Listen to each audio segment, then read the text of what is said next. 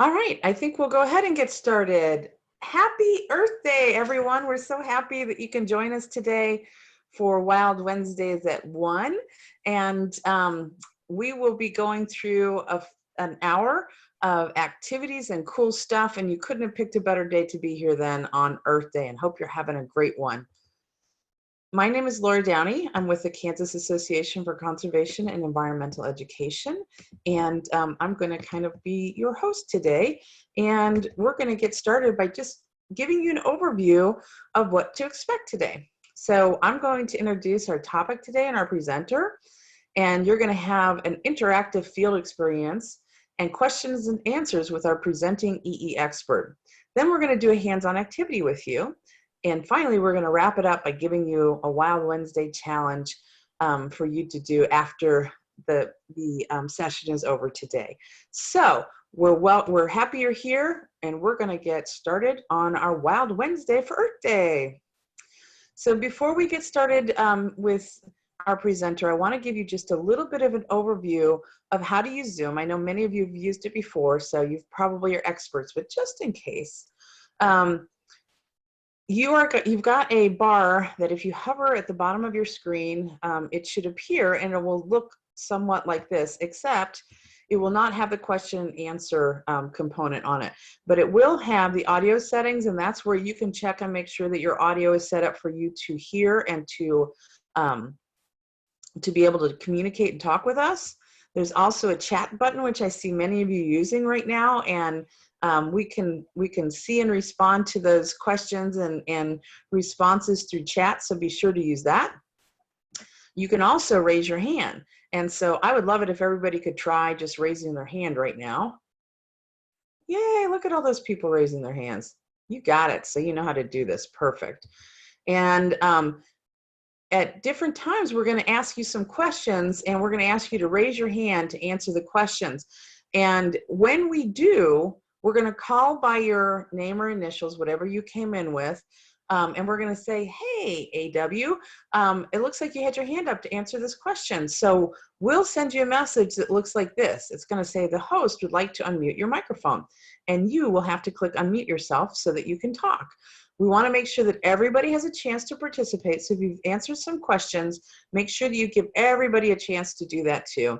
And we've got quite a few people on the call, so it's possible we might not get to you if you raise your hand to talk, but you can always type your questions in chat for us. So without any further ado, it is my pleasure and my honor to introduce you to today's environmental education expert, Delia Lister. And Delia is the director of Nature Reach down in Pittsburgh State University, and she's going to be sharing some really cool stuff about animal adaptations. Now, if you were with us last week, you may have heard Jill from the Konza Prairie, and she was talking about different adaptations that seeds have and different features that seeds have to help them to survive. Well, Delia is going to talk to you today a little bit about animals. So, Delia, take it away. All right, everybody. Hello. I'm going to share a quick video for you and just introduce you to what Nature Reach is. And let's see here. If I can find the video.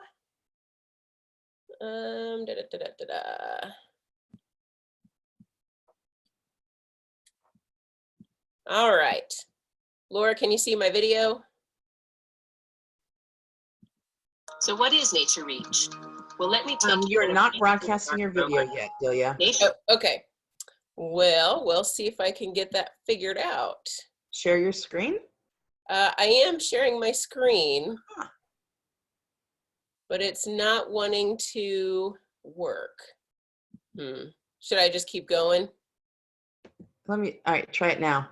All right. Okay, here we go. Let's try it again. There you go. See it? Hey, all right, we got it. So what is Nature Reach? Well, let me take you on a brief tour of our program. Nature Reach is an educational outreach program that has been part of Pittsburgh State University's biology department since 1985. We spend quite a bit of time traveling to classrooms in the area with live animal ambassadors to help kids of all ages learn more about wildlife. In the summer, we spend time training teachers and provide summer camps. And because we are part of PSU, we help train college students on how to take care of animals and land jobs in nature centers, zoos, parks, and even become veterinarians. Nature Reach facilities are split between 2 locations. We aren't open to the public for regular hours, but we welcome groups of 10 or more to call us to arrange a program on or off campus. And to find out more information, you can visit our website at www.pittstate.edu/NatureReach. Our on-campus location can be found on the 3rd floor of Heckert Wells Hall. We have a room full of animals, mostly native to Kansas, who travel with me to programs, but they certainly like visitors too. Our off-campus location is at the Pittsburgh State University Natural History Reserve, where we house the big stars of our programs, the raptors. This is also where we host our summer programming. So now that you know a little bit about who we are, we will go live in just a minute. We will do a recap of last week, and then we'll talk about this week's topic, animal adaptations. Okay, so we're gonna go back to my PowerPoint here. All righty. Can we see the PowerPoint? Yes, we can. All right. So like Laura said, last week you guys learned about seed adaptations, and we're gonna specifically talk about animals today. And I'm gonna start with a question. And so I'm gonna see if some of you might wanna raise your hand and see if you can explain to me what the word adaptation means.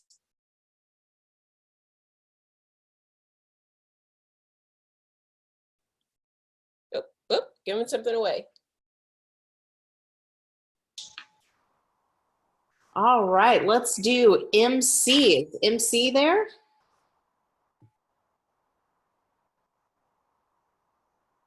MC, are you there? Yep, I think they're about to speak. I'm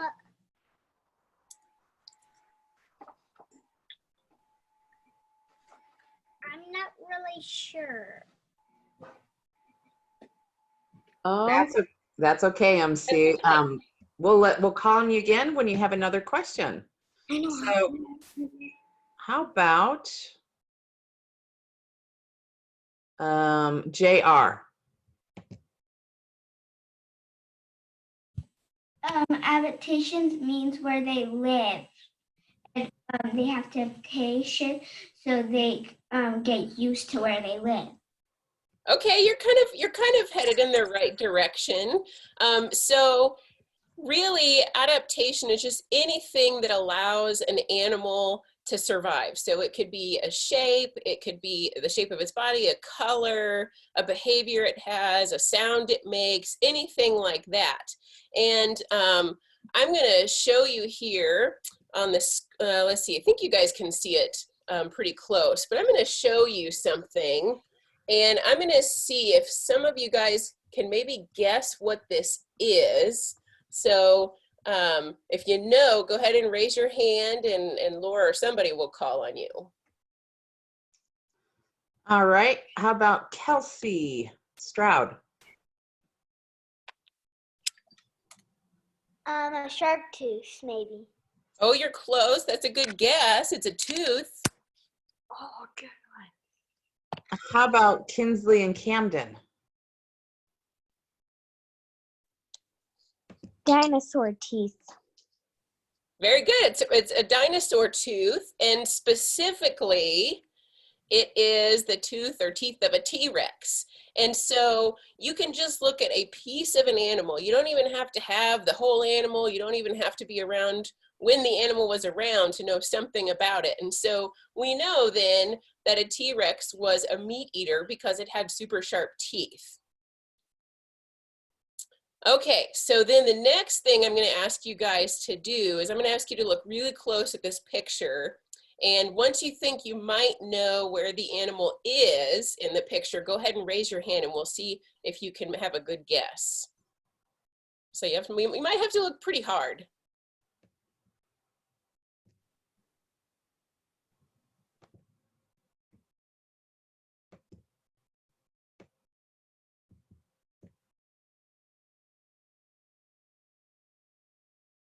All right, how about, oops, excuse me, sorry. How about Hollis? Uh-oh. Hollis, it looks like you're using an older version of Zoom.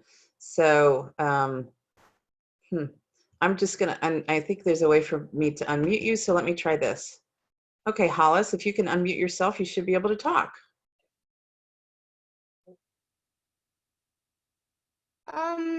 The bird, there's a bird in the picture. It's a good guess, but it's not a bird. Can you kind of tell me where it is? In the right. You think? Okay, that's a good guess. Let's see if somebody else can guess.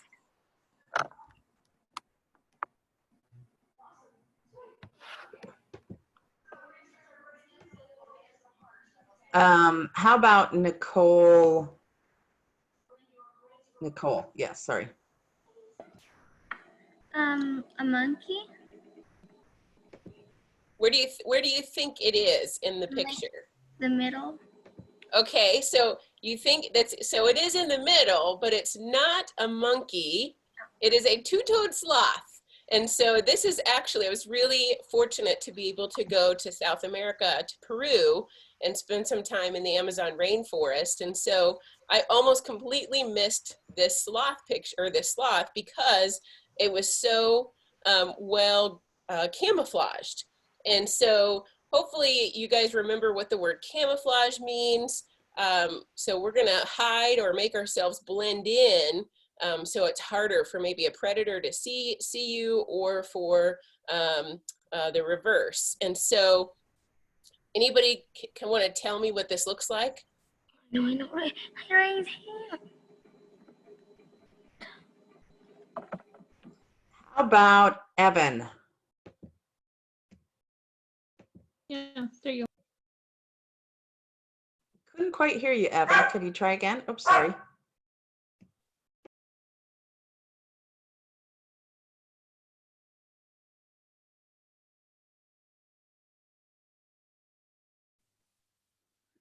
Try again, Evan.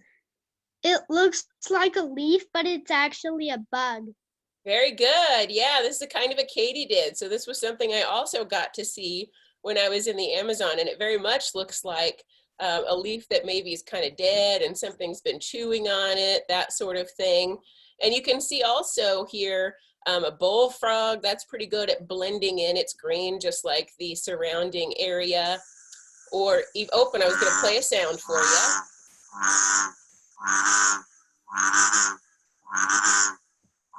So if you've never heard a bullfrog, that's what they sound like. And so this summer, hopefully you'll get a chance to listen for them.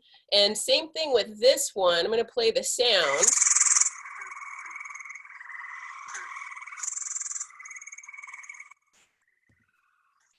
So this is another type of frog. This is a tree frog, and obviously it's blending in. It's using camouflage really well. And hopefully, if you guys have a chance, if you maybe live near water and you want to maybe sit out on your porch at night or something and listen for this frog. I've heard this frog calling a lot lately, so this is an ideal time. And then the other thing I want to point out, and then I'll be able to answer some questions here, is that tree frogs have what are called toe pads. And if you look right on the end of what looks like his little fingers, you can see these toe pads, and they kind of look like suction cups, and it helps them stick to the side of a building or a tree or something like that. Okay, so let's go ahead and take a question. I know there were some hands up.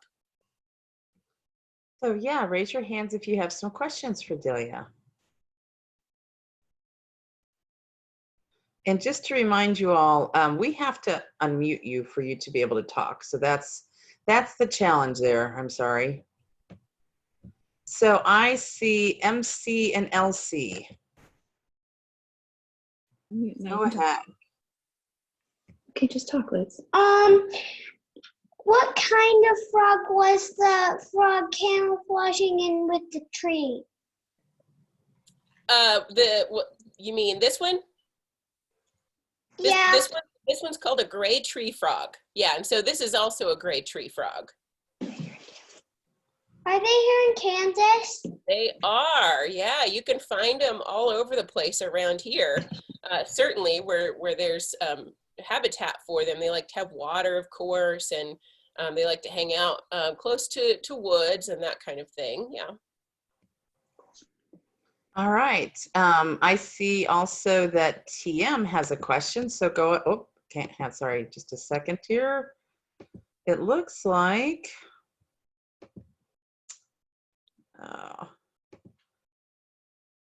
you're also using an older version of Zoom, TM. So here's what I'm going to have to do. I'm going to have to promote you to a panelist so you can talk. So here you go.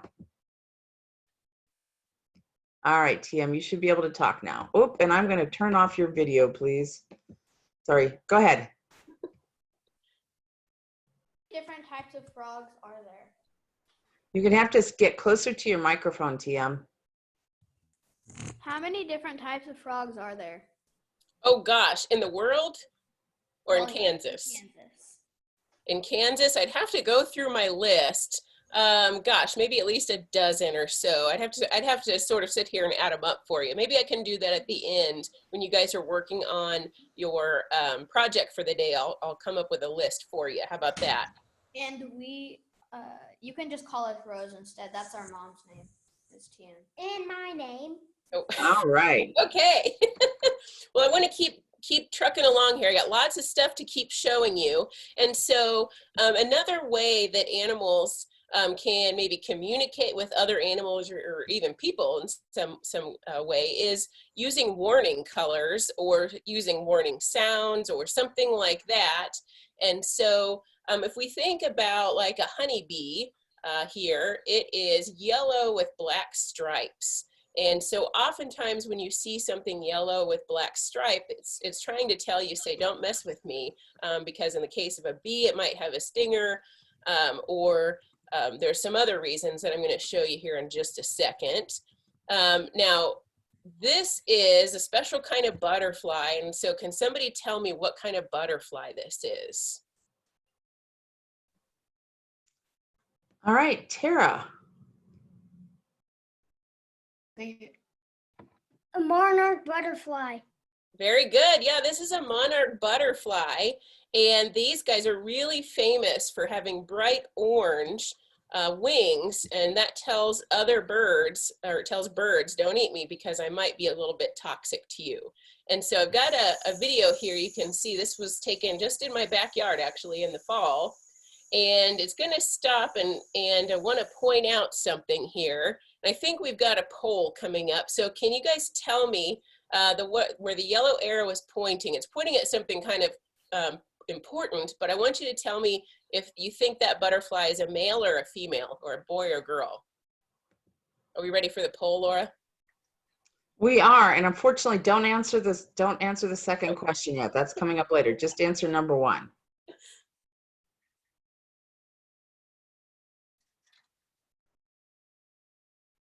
And you should be able to hit yes or no on that. Or male or female, sorry. There we go. And if you don't know, that's okay. You can just guess. I'm thinking that they have to answer both the questions in order okay. to submit it. So go ahead and answer both the questions. Yeah. We're learning Zoom, so we're going to get better at this. Sorry about that. Technology's great. So the second question is, do you think snakes have backbones? So I bet you can guess where we might be going next, or in a little while. So the folks who voted say it's a male. And they would be correct. The male monarch has a little black spot. I don't know if you guys can see my pointer, but there's a little black spot there that tells you it's a male. Their veins are also not quite as thick. And so actually this one's on the left is a male, and this one is a female. You can't see any dots on there. And of course, how do we know that they're toxic, or how do they become toxic? Well, they eat milkweed when they are caterpillars. And so Some of you already know this, but just as a recap, remember butterflies go through metamorphosis. They start off as an egg, and then they turn into the caterpillar, and then they have to turn into a chrysalis, and then they hatch out as the butterfly. And so when the caterpillar's eating, they eat milkweed, and that makes them toxic. Okay, so I'm gonna show you, let's see, I've got to stop screen sharing, and I'm gonna show you some live animals that I brought. All righty. And so this first one, I kind of already mentioned in terms of color. And so our Kansas State amphibian, if you guys remember maybe back to January, you were learning about our Kansas State symbols. And so this is our barred tiger salamander here. So hopefully all of you can see it. Hopefully I don't drip water on my computer screen here. But you can see it's yellow and black. And you know, a salamander is not fast like a cheetah. It doesn't have a hard shell like a turtle. And so it's either gonna hide, which is why we don't see salamanders very often, or if it's discovered, it's gonna show off its bright colors right there.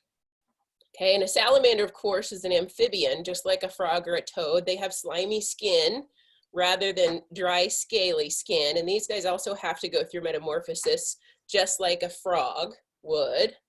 So their eggs are laid in the water and they're squishy, and then they become little larvae. In the case of a frog or a toad, it would be a tadpole.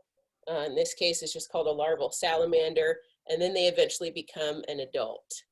Okay, so that's metamorphosis, when they change from egg to some sort of middle form to the adult. Okay, and I'll take it seems like, oh, sorry, it seems like some of the folks have a question. They want to know, what is metamorphosis, please? Yeah, so metamorphosis, like I said, is just when you have a frog or a toad or even a butterfly. So they lay their eggs and then they turn into something that doesn't look like the adult. And then they turn into the adult eventually. So think about a butterfly, or think about a frog. Frog lays its egg in the water. They hatch into little tadpoles where they have to spend all their most of their time in the water, and then they become the adult eventually. And do we have any other questions about the tiger salamander? They do.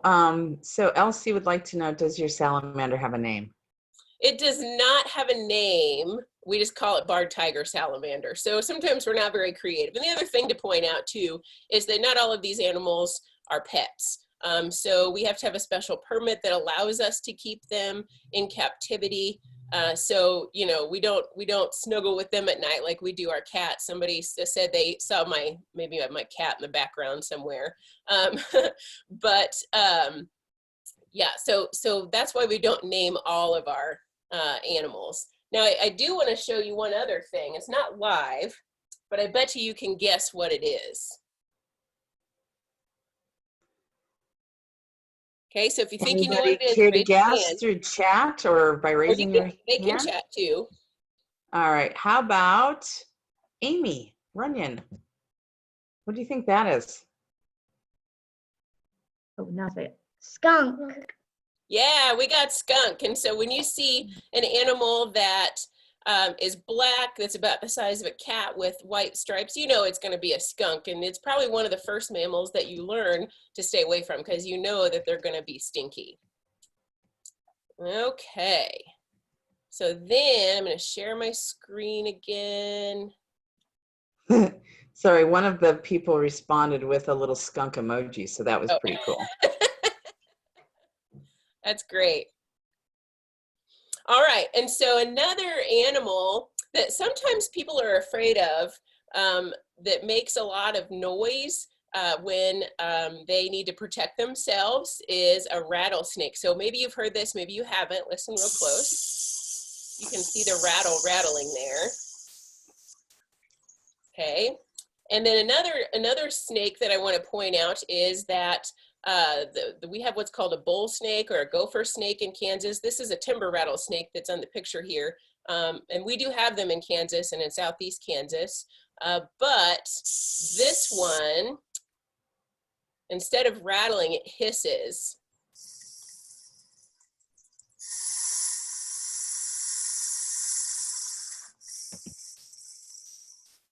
Now, this guy's kind of all show, and even though they hiss really loud, you know, this snake does not try to be aggressive or anything. It's just trying to protect itself. And so I want to point out, and we have some other snakes that are not quite as big. So like this ribbon snake, for example, and I got a shot of it sticking its tongue out. So can somebody tell us why a snake uses, or what's it doing with its tongue? All right, so get those hands up and let's see. Somebody I haven't called on.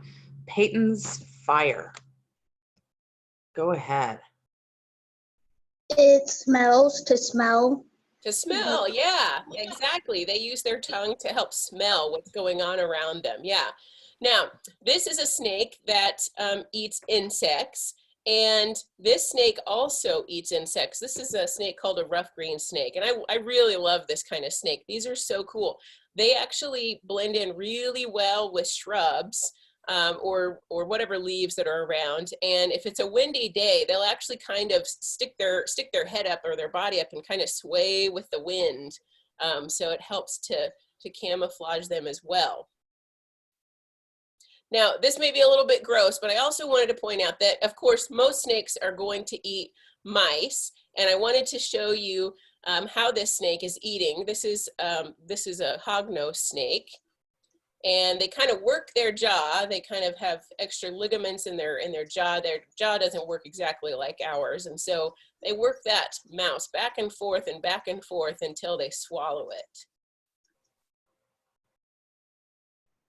Oh, and I was going to ask if people knew if snakes had backbones, and I think a few of you did answer that. And of course, they do have backbones. And so I wanted to point out, this is a skeleton of a snake called a garter snake. And those guys are pretty common, maybe in your backyard. They're relatively small, close to the size of a ribbon snake, maybe, but they're completely harmless. Okay, now I'm going to show you another live animal. Let's see if I can get this.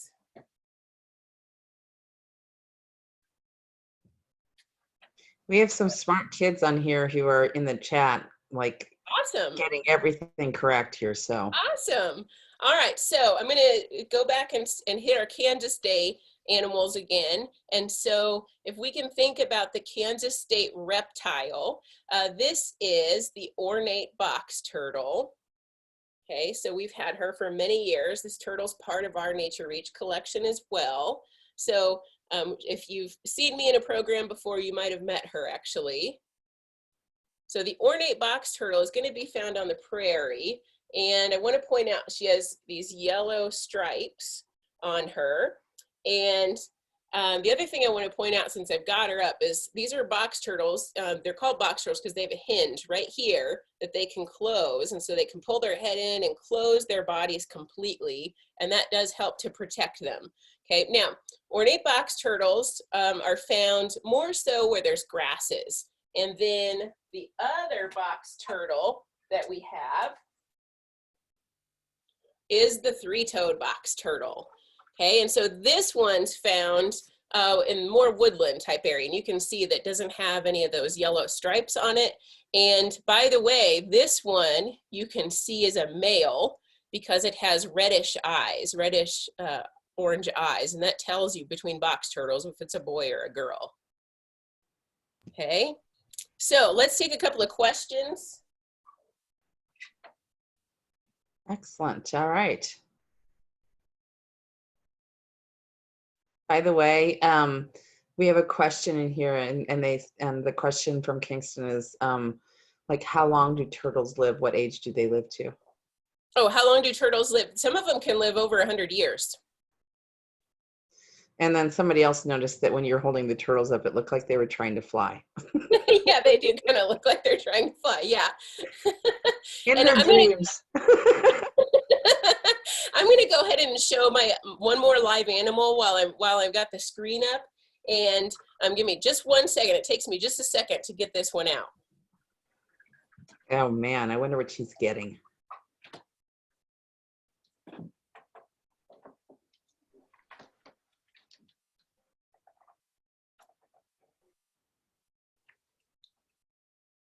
Okay.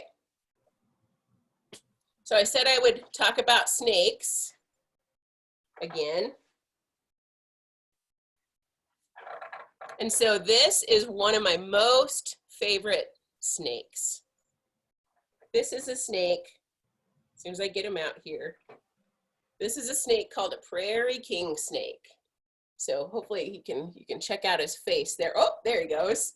You can see him sticking out his tongue. He's trying to Okay. smell everybody here, I think. Trying Yeah. to smell everybody. He's saying hello. He's trying to figure out Zoom just like we are. So the prairie king snake is a really, really important snake. So sometimes you hear people say the only good snake is a dead snake, and that's not true at all, because not only do these snakes eat a lot of rats and mice, this snake in particular, and king snakes in general, eat venomous snakes. So like a timber rattlesnake or a copperhead. So these do sort of double duty for us. They really, really help us out in terms of what they're going to eat. He's really interested in seeing what's happening here. Okay, I'll take a couple of questions. I'll keep showing him. So Rachel wants to know, how long is he? How long is he? Yeah. Maybe 2.5, 3 feet. So he's still growing. And a lot of comments about super cool. And if you have questions and would like to put your hand up. Oh, also a question about how long do they live? How long do they live? So some snakes, we've had a snake in the Nature Reach program live to be over 30 years old. So maybe not all of them live that long, especially in the wild, but they can live a long time. Awesome. So let me see here. How long do rubber snakes get? They can get as long as you make them.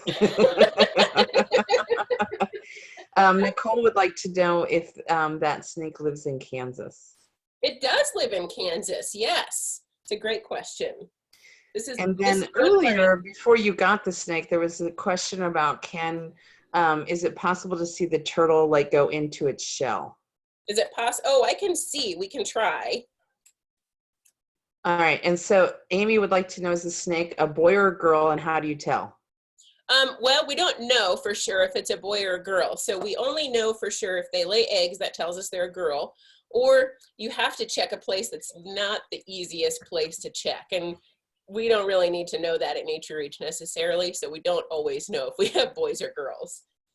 Okay, so let's see. I don't know if our ornate box turtle will stick her head in. See, most box turtles want to hide from you as soon as they see you hiking along the trail, but she is so used to being around people that she doesn't ever seem to want to put her head in her shell. Okay. So they want to know, there's several questions about how if you know how old the snake is, and does the snake bite? Well, anything with a mouth can bite, including you. But generally speaking, that snake is not going to bite anybody. He's really calm. He's really used to being held. Now, that doesn't mean that all snakes aren't going to bite you. Remember, you're a huge person to this little snake, and so they're gonna hiss potentially, or they're gonna do everything they can to protect themselves. That's a great adaptation, right? And so, yeah, just because they may bite doesn't mean they're bad or anything like that. And then what was your question? How old it is? We don't know for sure. It's less than 10 years old, probably, just based on the size, and we haven't had it very long. So yeah, that's what we think. Okay. Really great questions. Yeah. All right, so I'm going to go back to sharing my screen.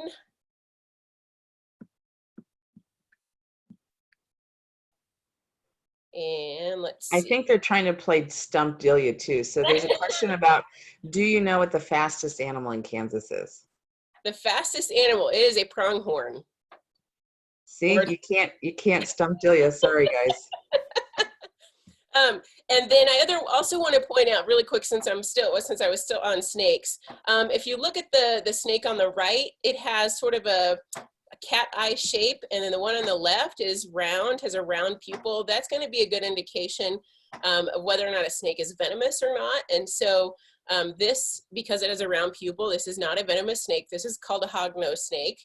You saw it eating a minute ago. And then this one is the timber rattlesnake, which is venomous. And if you were able to see a different view of its head would look kind of triangular. Now that rule doesn't apply everywhere, but those are some two good indications. And if you don't know for sure, then just ignore the snake. Just go on your merry way. And if you go hiking somewhere where they know they have snakes, you know, use common sense. Instead of wearing flip-flops, you might want to wear some sturdy shoes, and don't go poking things that shouldn't be poked. Okay, so we're going to keep moving here. In terms of protection, I already showed you our live turtles, but I wanted to ask you if you could tell me either through chat or raise your hand if you can think of some other animals maybe that have a shell that they can use for protection. So let's see some hands go up and see if we can get somebody who hasn't had a chance to talk yet. All right, how about, I don't think we've had MK. Go ahead, MK. A pangolin? A pangolin, that's a good one. Not too many people know about pangolins. Yeah. Ooh. And we got armadillo in the chat. Armadillo. And one more I'm thinking about. Let's see, how about, it looks like on the screen their name is Rob Light. Yeah, let's try that. A snail. A snail, yeah, so you guys knew already. So we have a snail. So a snail is an invertebrate animal, doesn't have a backbone, whereas turtles do have backbones. And I'll just really quick here show you, this is an empty turtle shell. So the turtle is died, but you can see that it has a backbone. Its shell is just an extension of their backbone, really. Okay, and then I heard also armadillo, so you guys got it. You guys are super smart, good job. All right, Okay. so Nicole also said hermit crabs. They have what's called an exoskeleton, so all their hard parts are on the outside of their body rather than on the inside, like our bones. So kind of, but not exactly like a turtle or a shell that specifically has a covering, hard shell like that. It's a good question. Okay, so I want to talk about birds just briefly here, and I know we're going to run out of time, but I'm going to go through a couple of these and maybe let you see some more of our nature reach animals. And so we're going to talk birds and beaks really quick. And birds use their beak for feeding, of course, which we'll talk about. But I also wanted to point out that birds also use their beaks for things like preening. And so you can see this is our turkey vulture. And it was a cold day, so we had to bring her inside. And you can see here that she is basically, she's zipping up her feathers. So she's aligning all of the little hair-like structures in her feathers, so she can maintain good feather health, because even their feathers are an adaptation for keeping them warm, keeping the sun off of them, keeping parasites and bugs, things like that away. So one thing that they do. And then the other thing here, this is a chickadee, and I took this right outside my window. And this chickadee is collecting some hair from an alpaca and using it to line its nest. So they kind of use their beaks like hands too. And then looking at how they use their beaks for food, we have here a scarlet macaw. And this was actually some footage that I also took when I was in the Amazon. And so you can see they have a really big beak for cracking open nuts, but they can also use it almost like fingers to very delicately pull apart. This is a palm fruit. Okay, and then compare that to this. Now this is, these are what are called blue-winged teal, kind of a duck. And they do something called dabbling, where they're basically skimming or filtering the water with their beaks, and they're looking for things like little insects in the water, maybe some seeds, something like that. And then just a couple more, and then we'll get some questions in. So if we look at their beaks, we can specifically think about their beaks like tools or weapons. And so we have here a great blue heron. So you can see the skull, and the skull is right next to a quarter. So you guys can kind of get an idea for size. And if you're not familiar with a great blue heron, this is what it looks like here, the picture on the right. And their beaks are perfect for things like spear fishing. And then this one might be a little tough for you, but this is a bird called a pileated woodpecker. And woodpeckers, of course, have a beak that's just like a drill. And they'll sit there and drill, drill, drill on the wood, and they're going to be looking for food. They might be looking for a way to open the wood to create a home, something like that. You might recognize the beak on this one. It's much smaller bird skull. You might see that as a cardinal. So if you maybe look at birds outside your window, you might see a cardinal. And then one of my favorites, look how teeny tiny this skull is. And this is the skull of a hummingbird, a ruby-throated hummingbird. And actually, all of my friends around me today are saying, hey, we see our first hummingbirds of the year. And so this is a perfect time to put out a hummingbird feeder. And we can get you some instructions on how to do that if you're not familiar with how to create a hummingbird feeder. But we'll keep going here. And then we also want to talk about their feet. Okay, and so I'm going to have somebody raise your hand and tell me, what do you think this foot is? And how do you think you know what it is? All right, let's go with SH. I think I got you, SH. No, maybe not. Here we go. Go ahead, SH. Is it a pelican's foot? Woo! Woo! Little feedback. Yeah, it's not a pelican, but that's a great guess. I can see why you might guess that. Okay. All right, how about Kingston? Hang on, let me get to you, Kingston. Sorry, just lost you. Oh no. Hang on.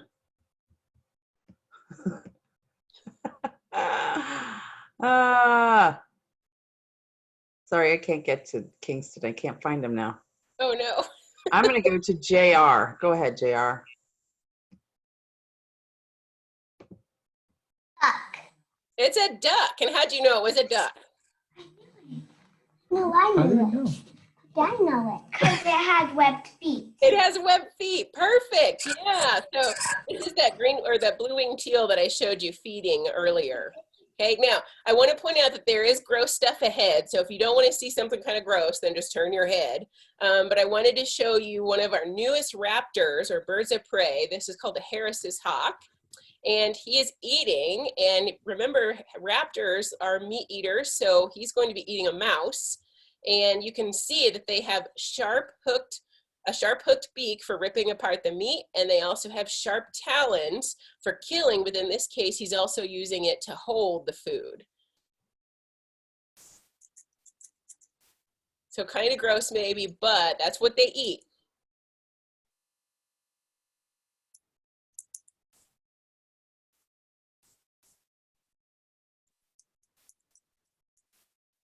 Does anybody have a question about him really quick?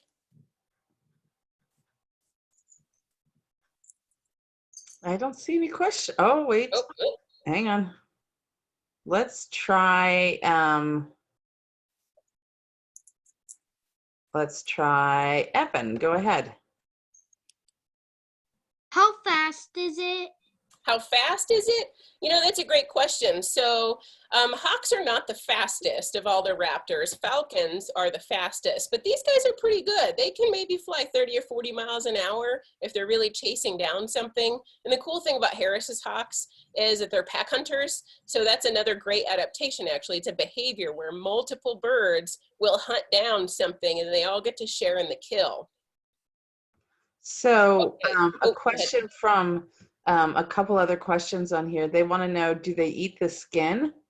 They do eat the skin. In fact, they have to eat the skin because that helps them form a pellet that they can then cough up later. It helps all the stuff that they can't quite digest, then they cough that up.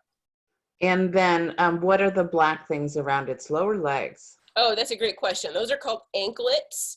And those are what we use to help train the birds. And so when we go on a program, it's how I hold or keep control of the bird so the bird doesn't fly away and land on somebody's head, and it also protects the bird as well. Okay, now I have one more live animal before I turn this over to Ashlyn. And so I'm gonna go full screen here, and it'll take me just a minute to get this one out. But like I said, a hawk is a type of a raptor, and there's another raptor that's just as important. Let's see here.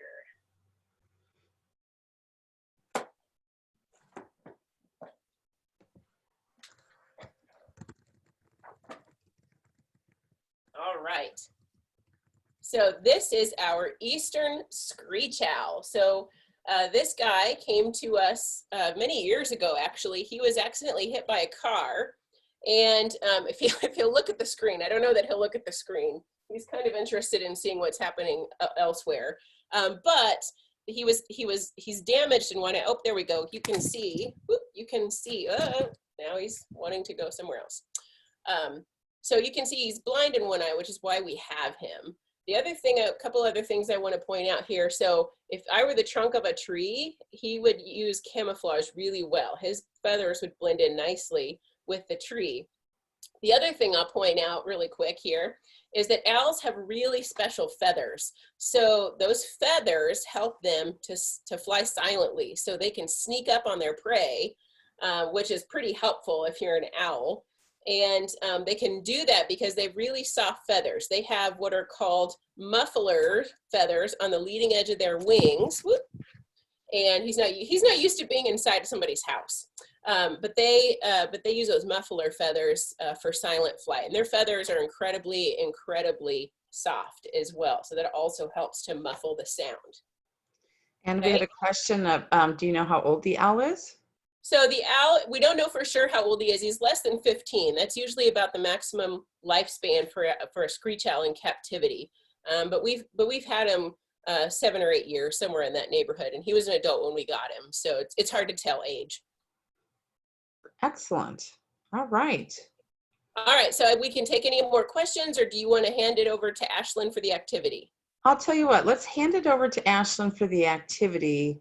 And they can continue to ask questions maybe while they're working. So thank you so much, Delia, for leading us through this awesomeness and really interesting things. And we will definitely keep the questions open through chat. And it's my pleasure now, hopefully, to turn this over to Ashlyn Kite Hartwick, who works with us at Casey. Hey everybody, I'm Ashlyn. This is my daughter Ren.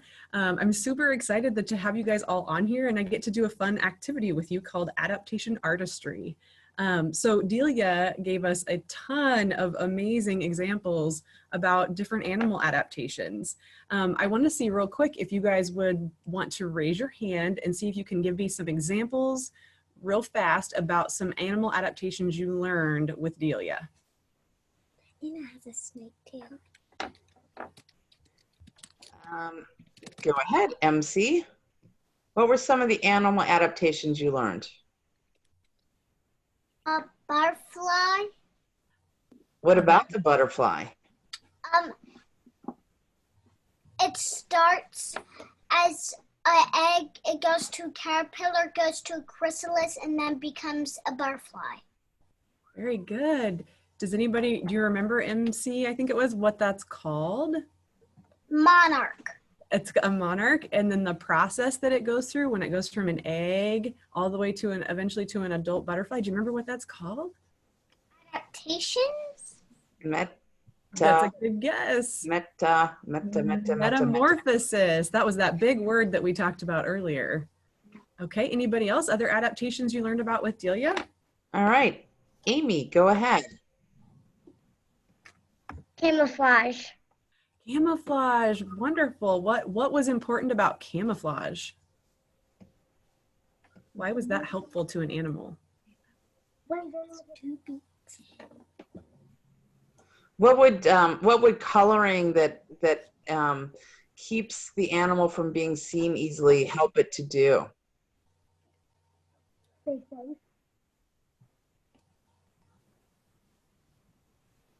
Would it help it hide maybe from other animals that might want to eat it? Hide and stay safe. Stay safe. Very good. Yeah. Very good. Okay, let's do one more. What did you learn? All right, Tara, I don't think we've heard from you yet. Go ahead.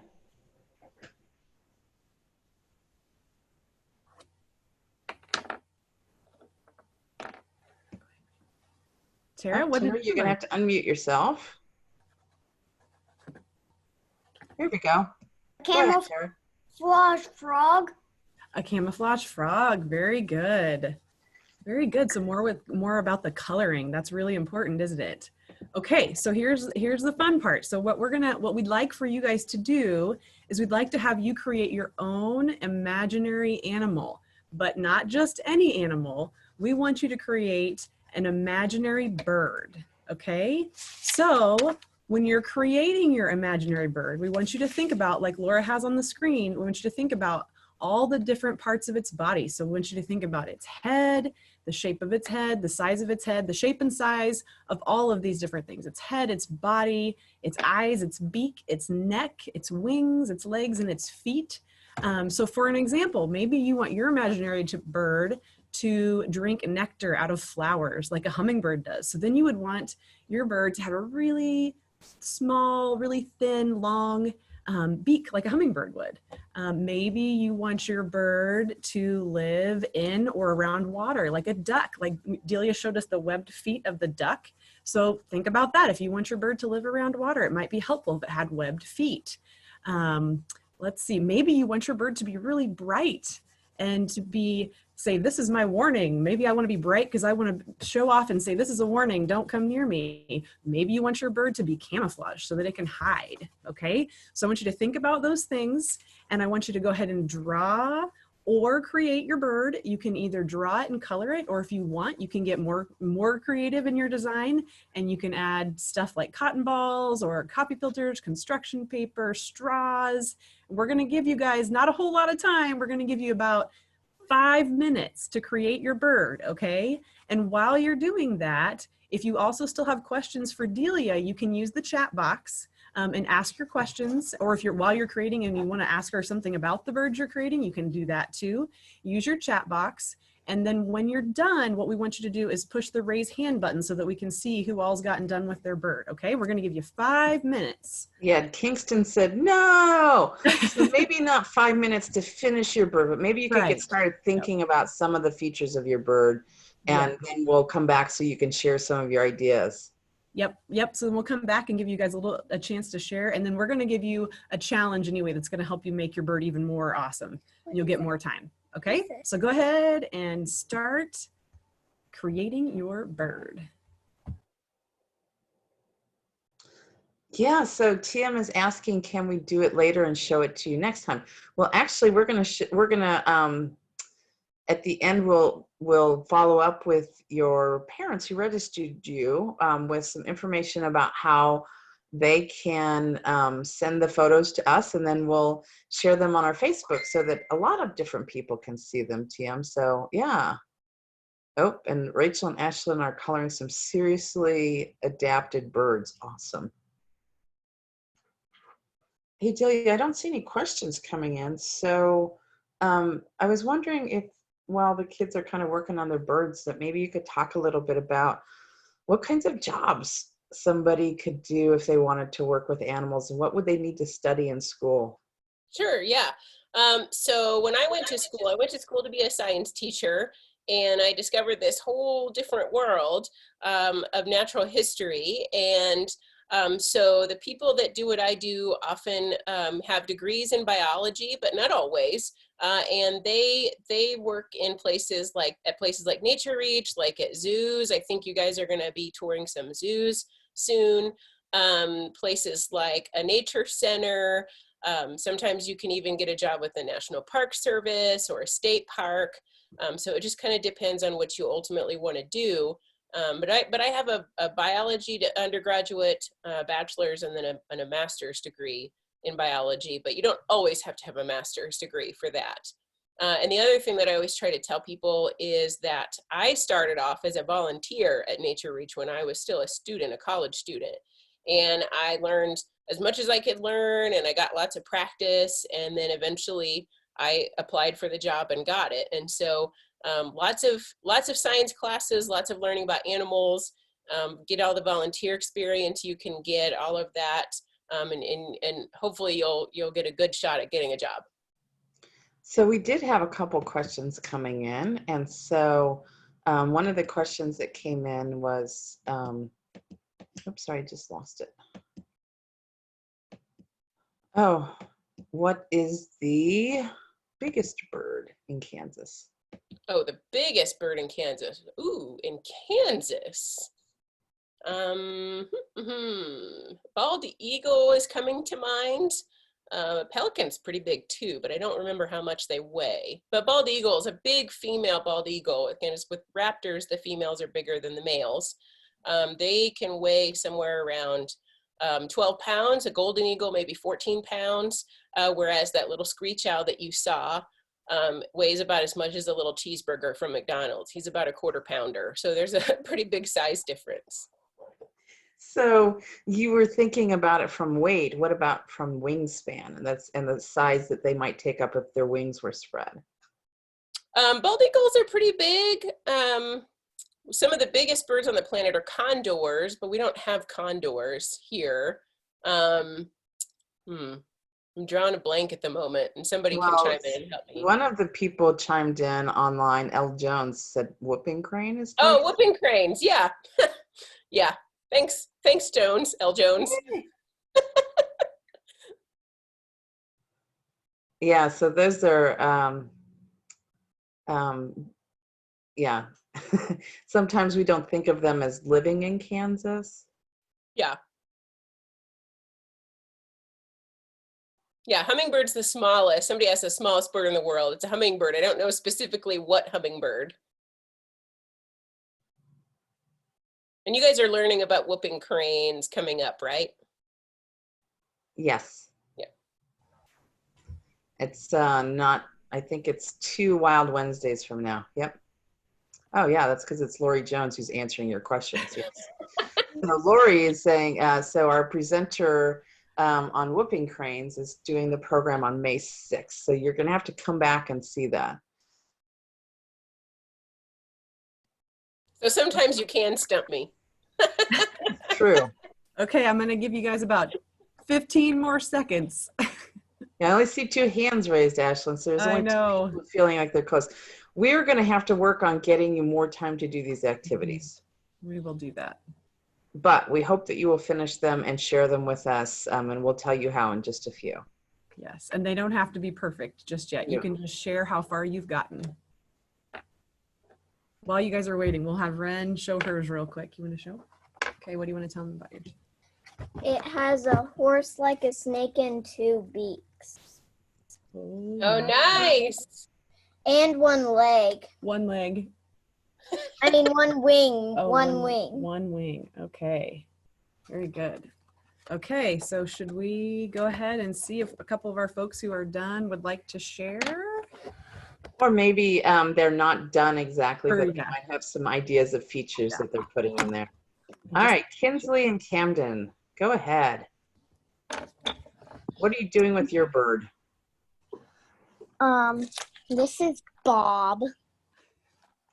Oh, we can't see it, so you're gonna have to describe it. Describe it for us. He's a male. Huh? And he lives in Onega. Awesome. He's a Kansas bird. Does he have 2 legs? Yep, he has 2 legs and 4 wings. 4? Wow. 4 wings. Wow. That's a great bird. So what does that adaptation help the bird to do? If it had 4 wings, what would that help the bird to do? Fly faster? It could be, yeah. So maybe, why would a bird want to be able to fly faster? Like, what would that help the bird to maybe do? Fly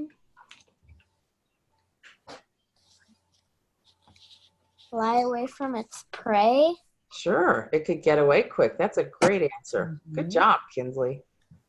And Camden, I'm not sure which name is yours, so good job. Anyone else want to talk a little bit about the bird that they created?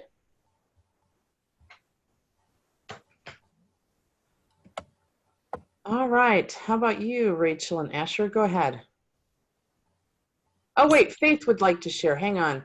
The option to raise hands is, oh, I think because this is, we are learning so much about this, and it looks like we're getting people. If I can find Faith, I will find a way to get you to allow you to talk. Hang on. I'm looking too. It's FF. Do you see FF? Oh, I did. Yes. Where did that go? Yep. Okay. There you are, Faith. Okay. I think. All right. Yay. Did that work, Faith? Faith, can you talk? No. I got you Yeah, we unmuted. can hear Yep, you. we can Go hear you. ahead. Yep.